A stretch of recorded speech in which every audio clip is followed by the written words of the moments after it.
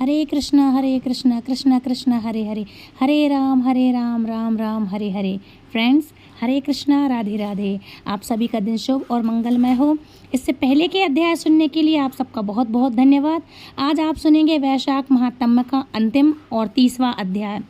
इसी के साथ आज वैशाख मास समाप्त हो जाएगा, मतलब जो आज मैं अपलोड कर रही हूँ एक दिन बाद हुई है, सॉरी। कल वैशाख मास समाप्त हो चुका है। किसी कारणवश एक दिन लेट हो गया था, तो वीडियो एक दिन बाद आया है। और अब हम अगले अध्याय से सुनाएंगे आपको इसी चैनल पर जेठ मास की महात्म्य की कथाएं, है ना। तो जेठ मास लग चुका है, तो इसी के साथ आप प्रेम पूर्वक हर दिन हमारे चैनल से जुड़े रहिए और हमें फॉलो करना बिल्कुल ना भूलें। तो फ्रेंड्स, पिछले अध्याय में हमने 29वें अध्याय में हमने सुना था जैमिनी जी राजा इंद्रदुम्न का हमने जो संवाद सुना था। आज हम उसके बाद की कथा सुनेंगे। तो इसके बाद राजा इंद्रदुम्न ने मन ही मन आश्चर्य से चकित होकर श्री ब्रह्मा जी से पूछा, हे भगवान, यज्ञ के अंत में भगवान विष्णु ने वैसे ही काष्ठ निर्मित स्वरूप धारण किए थे जो रथ पर विराजमान थे। आपने मंदिर के भीतर भी उसी विग्रह के रूप में भगवान की प्रतिष्ठा की है। पहले आकाशवाणी ने भी मुझसे यही कहा था कि इस आपुरुष वृक्ष से भगवान 4 स्वरूपों में अभिव्यक्त होंगे, परंतु इस समय यह एक सच्चिदानंद घन ब्रह्म रूप में प्रतिष्ठित दिखाई देते हैं। प्रभु, अगर आप मुझे इस रहस्य को सुनने का अधिकार समझते हैं तो कृपया ठीक ठीक बतलाइए। तब ब्रह्मा जी कहने लगे, राजन, यह काष्ठ की मूर्ति है, अर्थात लकड़ी की मूर्ति है। ऐसा सोचकर तुम्हारे मन में इसके प्रति साधारण प्रतिमा बुद्धि ना हो। आप इन मूर्तियों को साधारण न समझें। वास्तव में यह परब्रह्म का स्वरूप है। जो विदारण्य करे या दान दे उसको दारू कहते हैं। परब्रह्म परमात्मा स्वभाव से ही सब दुखों का विदारण और अखंड आनंद का दान करते हैं, इसलिए उनका नाम दारू है। इस प्रकार चारों वेदों के अनुसार भगवान श्री हरिदारूमय हैं। वेद जगत के शास्त्र हैं, इसलिए उन्होंने अपने को भी दारूम स्वरूप में प्रकट कर लिया है। शब्द ब्रह्म और परब्रह्म को कोई भी भेद नहीं है इन दोनों में। प्रलय के समय दोनों एक ही है, केवल सृष्टि काल में व्यवहारिक भेद रहता है। अर्थ के अभाव में शब्द नहीं और शब्द के अभाव में अर्थ बोध नहीं होता। इसलिए चारों वेद जैसे शब्द हैं वैसे ही अर्थ भी हैं। भगवान हलधर ऋग्वेद स्वरूप हैं, नरसिंह जी सामवेद रूप हैं, सुभद्रा देवी यजुर्वेद की मूर्ति हैं और यह सुदर्शन चक्र अथर्व वेद का स्वरूप माना गया है। वेद 4 हैं। ये वेद सृष्टि अवेद सृष्टि से सभी वेद वस्तुतः एक ही है। राजन, इस प्रकार मैंने तुमसे भगवान जगन्नाथ के भेद और अभेद दोनों ही बता दिए हैं, जिससे तुम्हारे मन को संतोष हो और उसी सृष्टि से भक्ति पूर्वक भगवान की आराधना करो। भगवान सर्व स्वरूप है और सर्व मंत्रम है। जो जिस प्रकार उनकी आराधना करता है उसे वे उसी प्रकार फल देते हैं। इसी महिमा से भगवान विष्णु यहाँ प्रकट हुए हैं। जिनका जितना विश्वास है उसे उतनी ही सिद्धि मिलती है। तुम शुद्ध मन से मन, वाणी और क्रिया द्वारा यहाँ दारू विग्रह अर्थात काष्ठयम रूप धारण करने वाले भगवान गोविंद की आराधना करो। काष्ठ रूप मतलब लकड़ी के स्वरूप की। काष्ठ का मतलब भगवान जगन्नाथ जी लकड़ी के बने हुए हैं, है ना, तो उसको कहते हैं काष्ठ स्वरूप की आराधना करो। और इस मंत्र राज के द्वारा श्रीहरि की पूजा किया करो।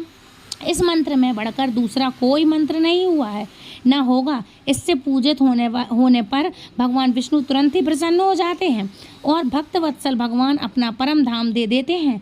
राजन, मैं तुमसे एक तत्व की बात करता हूँ, ध्यान देकर सुनो। समुद्र के तट पर बट वृक्ष के मूल के समीप नीलांचल पर्वत के शिखर पर निवास करने वाले जो कामयी मूर्ति के ब्याज से साक्षात अमृतम पर ब्रह्मा है, उनका दर्शन करके मनुष्य निश्चय ही मोक्ष को प्राप्त होता है। ब्रह्मा जी ने लोक शिक्षा के लिए राजा से यह सब कहकर पहले प्रकाश में आए हुए भगवान विष्णु के चतुर्वेद स्वरूप को प्रकट किया। रथ से उतारकर समय जो चार देवियां देखी गई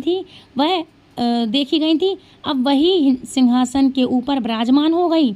यह सब लोगों ने प्रत्यक्ष देखा है। इसके बाद ब्रह्मा जी ने द्वंद्व मंत्र से बलभद्र जी की पुरुष सूक्त से, भगवान नारायण की देवी सूक्त से सुभद्रा जी की तथा द्वादश अर्थात ओम नमो भगवते वासुदेवाय मंत्र से सुदर्शन चक्र की पूजा की। इसके बाद राजा पर अनुग्रह करने के लिए उन्होंने भगवान से इस प्रकार निवेदन किया। ब्रह्मा जी बोले, भगवान, भक्तों पर अनुग्रह करने वाले देवेश्वर इंद्रदम्न दीर्घ काल से आपकी भक्ति करते आ रहे हैं। अब आपका इन्हें दर्शन प्राप्त हुआ। भगवान, यद्यपि आपका दर्शन सायुज्य मुक्ति का कारण है, जो भी यह भक्ति योग के द्वारा आपकी पूजा करने की इच्छा रखते हैं, इसलिए प्रभु आप इन्हें आज्ञा दीजिए, जिससे यह भक्ति योग के द्वारा देश कालोचित व्रत आदि तथा तरह तरह के उपचारों से आपकी पूजा करते रहें। ब्रह्मा जी की द्वारा इस प्रकार निवेदन करने पर काष्ठमय शरीर किए होने पर भी भगवान ने मुस्कुराते हुए गंभीर वाणी में कहा, इंद्रदमन, मैं तुम्हारी भक्ति तथा निष्काम कामों से बहुत प्रसन्न हूँ। मुझ में तुम्हारी स्थिति भक्ति को करोड़ों का धन लाकर जो तुमने मेरा मंदिर बनवाया है, इसके भंग हो जाने पर भी मैं इस स्थान का परित्याग नहीं करूँगा। कालांतर में भी जो कोई दूसरा पुरुष यहाँ मंदिर बनवाएगा, तुम्हारे प्रेम से उसमें भी मेरी यही स्थिति रहेगी। मंदिर भंग होने पर भी मैं इस स्थान का कभी त्याग नहीं करूँगा। जब तक ब्रह्मा जी का दूसरा पदार्थ पूरा होगा, तब तक इस काष्ठ में विग्रह से ही मैं यहाँ निवास करूँगा। सतयुग के प्रथम ज्येष्ठ में यज्ञ का आरंभ हुआ और ज्येष्ठ की अमावस्या में मैंने अवतार लिया है। यही मेरी पवित्र जन्मदिन है। उस दिन महास्नान की विधि से प्रत्यक्ष में अधिवास पूर्वक मुझे स्नान कराना चाहिए। ऐसा करने से मैं कोटि जन्मों के उपार्जित पाप राशि का विनाश कर डालूंगा। उस दिन मेरा दर्शन करने वालों को संपूर्ण तीर्थों, यज्ञों और दानों का दोनों का फल प्राप्त होगा। बट वृक्ष के ऊपर उत्तर एक सर्प तीर्थ में कूप है, उसे खोदकर प्रकाश में लाओ।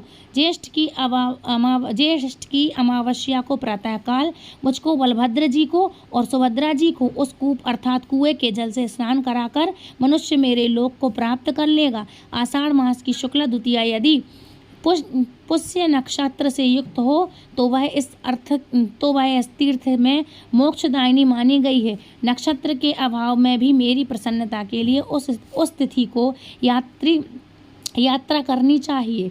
आषाढ़ शुक्ल पक्ष की पुण्य नक्षत्र की द्वितीय तिथि को मुझको, बलभद्र जी को, सुभद्रा जी को रथ पर बिठाकर महान उत्सव के लिए बहुत से ब्राह्मणों को तृप्त करके गुंडीच मंडप नामक स्थान को ले जाना चाहिए। मतलब गुंडीचा इनकी मौसी कहलाई भगवान जगन्नाथ की, आपने सुना होगा। जहाँ पहले मैं प्रकट हुआ था, सहस्त्र अश्वमेघ यज्ञ की महावेदी उस समय वही थी। उससे बढ़कर पवित्र स्थान इस पृथ्वी पर दूसरा नहीं है। जैसे ब्रह्मा जी के अनुरोध से तुम्हारे बनवाए हुए इस मंदिर से इस समय यह नीलांचल का शिखर मेरी अत्यंत प्रसन्नता का कारण हो रहा है, ठीक उसी प्रकार नरसिंह क्षेत्र में तुम्हारे यज्ञ की वह अश्वमेध और मेरी उत्पत्ति का वह मंडप मुझे अत्यधिक प्रसन्नता देने वाला है। मैं बहुत समय तक वहाँ स्थित रहा हूँ, इसलिए उस पर मेरा बहुत प्रेम है। मैं यहाँ तुम्हारी भक्ति से सदैव स्थित रहूँगा। मेरे उत्थान अर्थात हरि प्रमोदनी एकादशी, मेरे शयन अर्थात हरि शयनी एकादशी, मेरे करवट बदलने अर्थात भाद्रपद शुक्ला परिवर्तनी एकादशी, मेरे मार्ग प्रवाह तथा पुष्य स्नान का महोत्सव करें। फाल्गुन की पूर्णिमा को मेरे लिए दोलों उत्सव करना चाहिए। जो दोला में दक्षिणा अभिमुख पूजित हुए मेरा दर्शन करते हैं, वे ब्रह्म हत्या आदि सभी पापों से मुक्त हो जाते हैं। मुनियों ने पूछा, महर्षि इंद्रदुम्न ने भगवान लक्ष्मीपति के जन्म स्नान का उत्सव किस विधि से किया?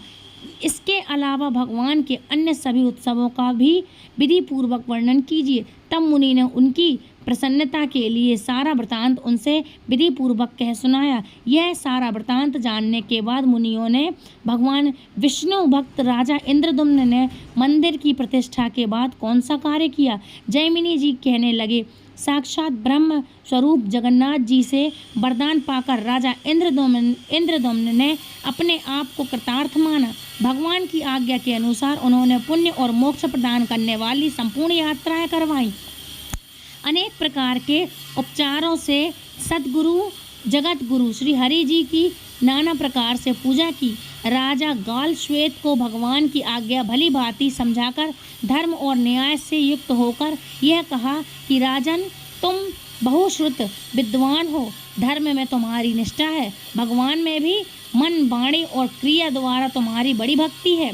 हे भगवान श्री हरि किसी एक के उपदेश के लिए अनुशासन नहीं करते हैं, बल्कि वे तो समस्त चराचर के गुरु हैं और संपूर्ण विश्व इनका शिष्य है। मुझे पर अनुग्रह करने के लक्ष्य से अवतरित हुए भगवान जगन्नाथ यहाँ दीन दुखियों के उद्धार के लिए सदैव निवास करेंगे। तुम भक्ति और श्रद्धा के साथ इनकी आज्ञा के पालन में लगे रहो। यह साधारण काष्ठ की प्रतिमा है। ऐसी व्यवहारिक बुद्धि से इन्हें कभी मत देखो, बल्कि यह तो साक्षात जगदीश्वर हैं। इनके मंदिर प्रवेश काल में तीनों लोकों के निवासी इस पृथ्वी पर आ गए हैं। यह तो तुमने प्रत्यक्ष देख लिया है। ब्रह्मदेव पर प्राप्त कल्प वृक्ष ही समझो, यह सभी कामनाओं को देने वाले हैं। इनकी उपासना करके जो जैसी कामना कर रखता है वैसा ही फल प्राप्त कर लेता है। यह अंधकार से परे अनिश्वरचर्य ज्योति स्वरूप है। शरण में आए हुए दीन जनों का जैसा उपकार या भगवान विष्णु करते हैं, वैसा माता पिता, मित्र, पत्नी और पुत्र कोई भी नहीं कर सकता। इसलिए भोग और मोक्ष दोनों फलों को देने वाले इन जगदीश्वर का तुम दर्शन करो और प्रवास हो तथा प्रजा के द्वारा भगवान की तरह तरह की यात्राओं को भली भांति संपन्न करते रहो। राजा सभी राजाओं के लिए धर्म का मार्ग एक सा ही है। किसी पूर्व पुरुष ने उसे चलाया और उसके पीछे होने वाले लोग उसका पालन किया करते हैं। राजन, श्रेष्ठ उपचारों और समृद्धियों द्वारा तीनों समय भगवान नरसिंह का भजन पूजन करो। इससे तुम्हें परम शांति मिलेगी। अपनी कृति की अपेक्षा दूसरे की कृति का संरक्षण करना श्रेष्ठ बताया है। जो दूसरों के लिए दिए हुए दान की रक्षा करता है, उसके लिए वह अपने दिए हुए दान से कहीं बढ़कर उत्तम है।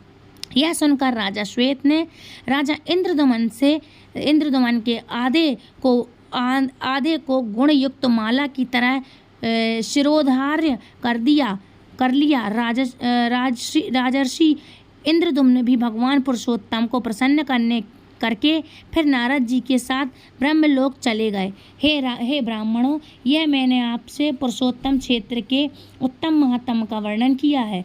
वहाँ नित्य निवास करने वाले दारू ब्रह्म जगन्नाथ जी के महात्म्य को जो भक्ति पूर्वक सुनता है, उसे अनेक अमृत यज्ञों का फल प्राप्त होता है। स्वामी कार्तिकेय जी के बताए हुए अधरोदय योग्य की अपेक्षा इस विष्णु महात्म्य के कीर्तन का पुण्य कहीं अधिक है। जो प्रतिदिन प्रातः काल इसको सुनता है, उसके लिए यह धन, यश, आयु, पुण्य तथा संतान की वृद्धि करने वाला है। स्वर्ग में प्रतिष्ठा रूप फल देने वाला और सभी पापों का नाश करता है। पुराण स्वर्ण के आरंभ में अपने वैभव के अनुसार, अपनी सामर्थ्य के अनुसार तैयारी करनी चाहिए। पहले संकल्प करके पुराण पाठ सुनने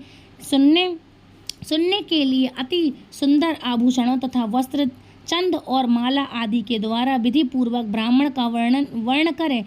वह ब्राह्मण शुद्ध कुल में उत्पन्न हो, किसी अंग से ही न हो, शांत स्वभाव वाला हो, अपनी ही शाखा को मानने वाला और अपना पुरोहित हो, तथा सब शास्त्रों के अर्थ को यथार्थ रूप से जानने वाला हो, वर्ण किए हुए ब्राह्मण को उत्तम आसन पर बैठाकर उसके गले में माला पहना दें और मस्तक पर भी पुष्प की माला रखें। चंदन से ब्रह्मा के मस्तक पर लेप करें। उस समय ब्रह्म ब्राह्मण व्यास जी के समान मान्य होता है।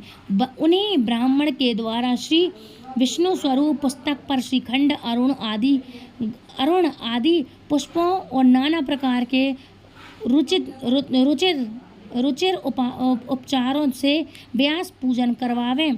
तो कथा सुनाने के लिए आने जाने वाले लोगों के बैठने के लिए यथा योग्य आसन बनाकर रखें। स्वयं उत्तम आसन पर बैठकर शांत मन से कथा सुने अथवा झाड़ू बुहार कराकर शुद्ध किए हुए स्थान में सबके साथ बैठें। व्यास जी के आगे ऊंचे आसन पर ना बैठें। स्नान करके 2 शुद्ध वस्त्र धारण करें। आचमन करके शरीर में यथा स्थान तिलक करें और प्रसन्नता पूर्वक मन से भगवान विष्णु का ध्यान करते हुए फिर कथा में विश्वास करें। पुराण कथा सुनते समय किसी भी पाखंडी आदि से बातचीत व्यर्थ की बकवास और बातचीत और सभी प्रकार की चिंताओं को त्याग देना चाहिए। इस प्रकार विधि से प्रतिदिन प्रसन्नता पूर्वक कथा सुने। पाठ समाप्त होने पर बार बार करताल आदि बजाकर तालियां बजाकर जय श्री कृष्ण, जय जगन्नाथ, हे हरे कृष्ण इन नामों का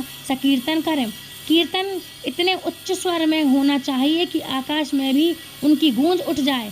इस प्रकार भगवान विष्णु की प्रसन्नता के लिए प्रतिदिन कीर्तन करना चाहिए। इसके बाद कथा समाप्त होने पर भगवान विष्णु की प्रसन्नता के लिए बड़ी भक्ति भाव के साथ वस्त्र, माला, चंदन और आभूषण आदि की विशेष व्यवस्था करके व्यास जी के समान माननीय आचार्य जी को अभिभूषित करें और अपनी शक्ति के अनुसार विधि पूर्वक दक्षिणा दें। दक्षिणा ऐसी होनी चाहिए जिससे आचार्य को संतोष हो जाए। शांति कर्म, पौष्टिक कर्म, व्रत बंधन, विवाह आदि कर्म, मोक्ष साधक कर्म, पुराण श्रवण, यज्ञ आदि का अनुष्ठान, दान और अनेक प्रकार के व्रत यदि दक्षिणाहीन हो तो निष्फल हो जाते हैं। इसके बाद यथाशक्ति तैयार कराए हुए अन्न से ब्राह्मणों को भोजन करवावें। मुनिवर, इस प्रकार आप लोगों से पुराण श्रवण की यह संगोपांग विधि मैंने सुना दी है, आपको बतला दी है। बताइए मुनि बोले, अहो हमारा महान सौभाग्य है कि पाप राशि का नाश करने वाला यह पुराण श्रवण का फल हमने आपके मुखारविंद से सुना।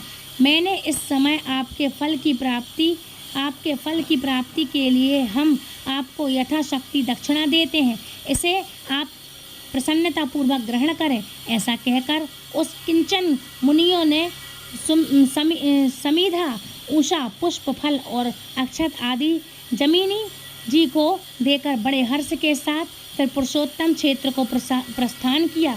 हरे कृष्णा। यह थी आज की कथा। सुनने के बाद आप अपनी सामर्थ्य के अनुसार कुछ न कुछ दान अवश्य कराएं और खुद भी करें ताकि कथा सुनने का पूरा पुण्य आपको मिल सके। आप यह दान आसपास मंदिर में पुजारी जी को या किसी निसहाय और गरीब इन दोनों में से किसी भी लोगों को दे सकते हैं। इसके अलावा कथा सुनाने वाले श्वेता को भी दक्षिणा जरूर देनी चाहिए। आप यदि चाहें तो हमें भी आप हमें भी किसी को भी हमारे रूप में भगवान श्री कृष्ण को ही भोग लगा दें और भोग किसी गरीबों में वितरण करा सकते हैं, ऐसी आपकी श्रद्धा हो। और तो आप समझ गए होंगे, ऐसी श्रद्धा से आपके लिए ये भगवान आपकी श्रद्धा की पूरी कद्र करते हैं और स्वीकार करते हैं। तो फ्रेंड्स, ये थी आज की वीडियो। आई होप आज की वीडियो आपको पसंद आई होगी। आज का लास्ट अध्याय है, कल से हम नए अध्याय की शुरुआत करेंगे जो जेठ के बाद शुरू हुआ है मतलब। तो फ्रेंड्स, मिलती हूँ ऐसे इंटरेस्टिंग जानकारी के साथ नेक्स्ट वीडियो में। तब तक के लिए फ्रेंड्स, राधे राधे, हरे कृष्णा। हमारी पहले की बैसाख की सारी वीडियो को देखने के लिए आपका बहुत बहुत धन्यवाद। हरे कृष्णा, हरि बोल।